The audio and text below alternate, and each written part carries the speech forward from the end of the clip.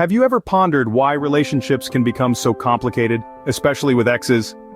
It's a question that many of us have asked, and the answer lies in the intricate web of human emotions and connections. We're complex beings, you see, with layers of feelings, experiences, and perspectives that all play a role in our relationships. Now, when we talk about exes and complicated relationships, we're delving into a realm that's filled with heightened emotions, unresolved issues, and a history that often blurs the lines between the past and present. It's like trying to untangle a knotted string where every pull seems to tighten the knot even further. But there's a silver lining. Understanding the complexity of these relationships can equip us with tools to navigate them, to untangle those knots without breaking the string. It's about finding clarity amidst the chaos, about learning to dance in the storm. In this video, we will explore practical ways to navigate these complex dynamics. First, let's delve into the nature of exes and why they can become a thorny issue. Exes. We've all got them. They're the people we've loved, lost, and learned from. They're the people who've shaped us for better or for worse and left indelible marks on our hearts. But why do they often become such a prickly subject? Firstly, unresolved feelings can make dealing with exes complex. When a relationship ends, it doesn't always mean that the feelings do too. Lingering love, hurt, or resentment can keep us emotionally tethered to our exes, making it difficult to move on. It's like trying to drive forward while constantly checking the rearview mirror. It's not only distracting, but it can also lead to unnecessary collisions. Secondly, there's the shared history.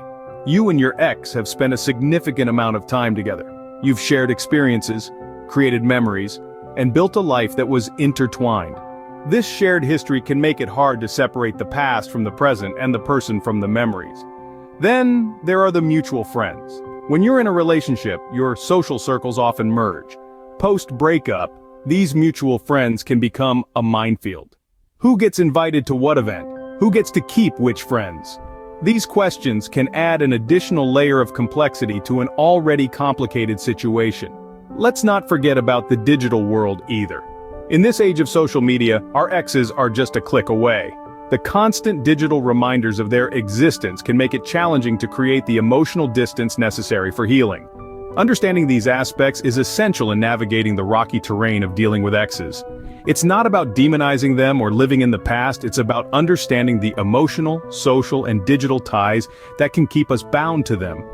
Recognizing these factors can help us better manage our interactions with exes. Because remember, understanding is the first step to overcoming, and in the grand scheme of things, exes are just people we used to know. Let's learn from them, let's grow from them, but most importantly, let's keep moving forward. Now that we understand the dynamics at play, how can we set healthy boundaries? Navigating the waters of post-relationship interactions can be daunting. It's a delicate dance that requires balance, respect, and above all, clear boundaries. But what does setting boundaries mean? Simply put, boundaries are the invisible lines we draw around ourselves to maintain our mental and emotional health. They define the limits of our comfort zone and protect us from being manipulated or taken for granted. When it comes to dealing with exes, setting boundaries is not about creating a fortress around you, but about establishing a healthy space where mutual respect and understanding can flourish. Let's delve into some ways we can do this effectively. Firstly, we need to limit contact. This doesn't mean you have to completely cut off communication, but it's important to reduce the frequency and intensity of interactions. This allows both parties to move forward and focus on their individual growth. Secondly, respect each other's space. If you've decided to stay friends, remember that your ex is now just that, an ex. They have their own life, separate from yours. Respecting their space means acknowledging this separation and not intruding on their personal affairs. Another crucial aspect of setting boundaries is being clear about your expectations. Be honest about what you can and cannot handle. If you feel uncomfortable with certain topics, express that. If you aren't ready to meet their new partner, let them know. Remember, it's okay to prioritize your feelings. Maintaining these boundaries might be challenging, especially if the breakup was recent. It requires strength, patience, and sometimes firmness. But remember, these boundaries are not set in stone. They can be adjusted as you heal, grow, and change. Lastly, it's essential to remember that setting boundaries is an act of self-care. It's not about punishing the other person, but about taking care of your emotional well-being. Remember, boundaries are not restrictions, but rather a way to ensure mutual respect and understanding. So set them wisely, maintain them consistently, and adjust them flexibly as you move forward in your journey of growth and healing. So, we've set boundaries, but how do we heal and move on from past relationships? Healing is a process, not an event, and it's often a winding journey, not a straight path. It's important to remember that everyone has their own pace and their own way of recovering from emotional pain. Be patient with yourself. One of the fundamental ways to heal is by focusing on self-growth. It's about looking inward, understanding your emotions, and finding ways to channel them constructively. Take this as an opportunity to rediscover yourself. Pick up a new hobby, invest in your personal interests, or maybe even take that solo trip you've always dreamed of.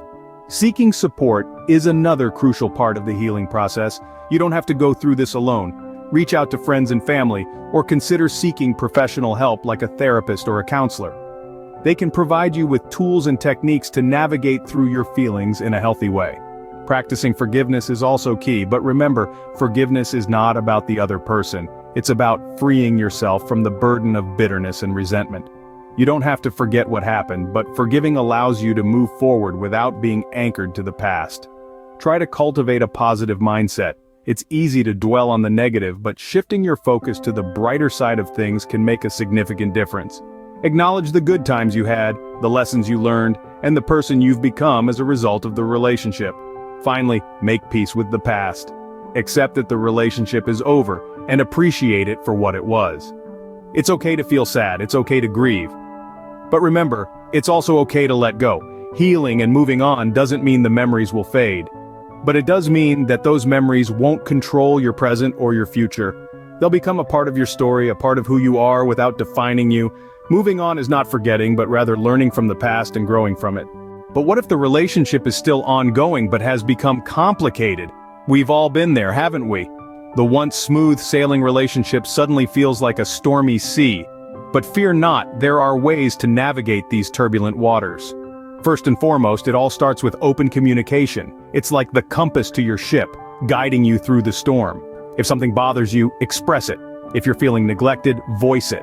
But remember, it's not just about talking, it's about listening too. It's a two-way street. Take the time to truly understand what your partner is saying, their fears, their concerns, their dreams. Now that brings us to the second point. Understanding each other's perspectives. Often we are so caught up in our own point of view that we forget to step into the other person's shoes. Try to see the world through their eyes. It's not about who's right or wrong, it's about understanding where the other person is coming from. By doing so, you may find that what seemed like insurmountable obstacles are merely misunderstandings. But let's be real, sometimes things get too tangled, too complex. That's where professional help comes in. Therapists, counselors, coaches, they are trained to help you untangle the knots of your relationship. They can provide you with tools and techniques to better communicate, to better understand each other. It's not a sign of weakness to seek help, but rather a sign of strength, of commitment to make things work. And finally, patience is key. Rome wasn't built in a day, and neither are relationships. It takes time to heal wounds, to rebuild trust. It takes time to understand and accept each other's flaws. But with patience, with effort, you will see the clouds part and the sun shine through. Complicated does not mean impossible. With patience, understanding, and effort, relationships can be mended. Because at the end of the day, it's the rough seas that make the best sailors. Let's quickly recap what we've discussed today. Relationships, they're complex and often tricky to navigate, especially when it comes to dealing with exes. Understanding their nature is crucial. They are a part of our past, and acknowledging this is the first step towards healing. Setting boundaries is equally important. It's about knowing when to say no, when to step back, and when to engage. It's about maintaining respect for oneself and for the other person involved.